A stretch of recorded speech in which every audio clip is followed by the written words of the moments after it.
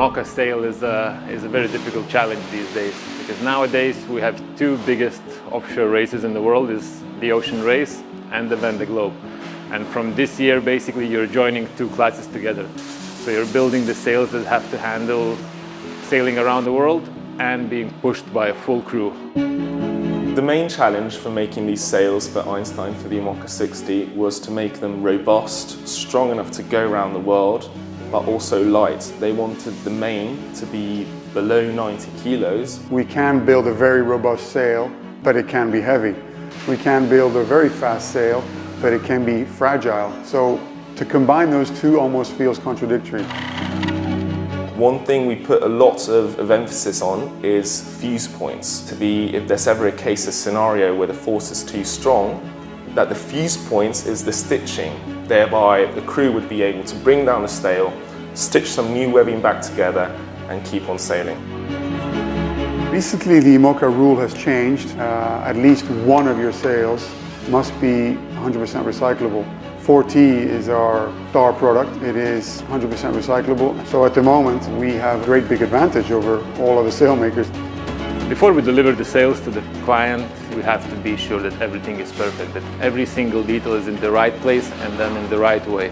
Because after that, when you put the sails on board, it's a big hassle to take them off, bring them to the sailmaker and modify them. Our goal is to deliver a perfect sail from the beginning.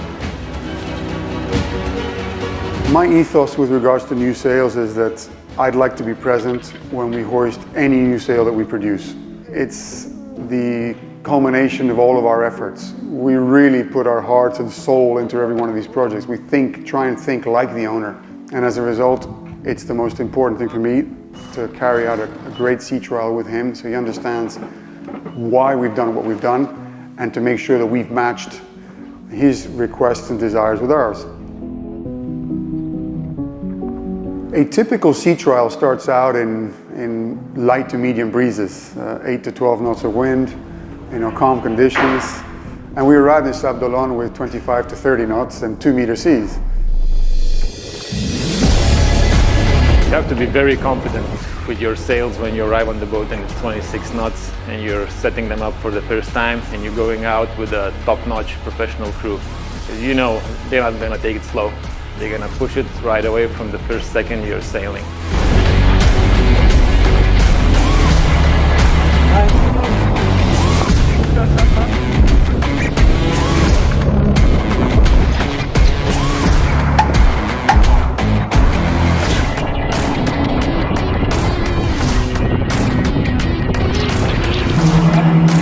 I will get the horse.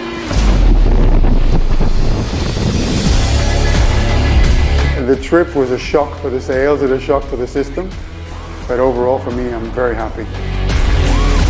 Me as a sailor, I know how tiring it is, how exhausted you are and how hard you push the boat.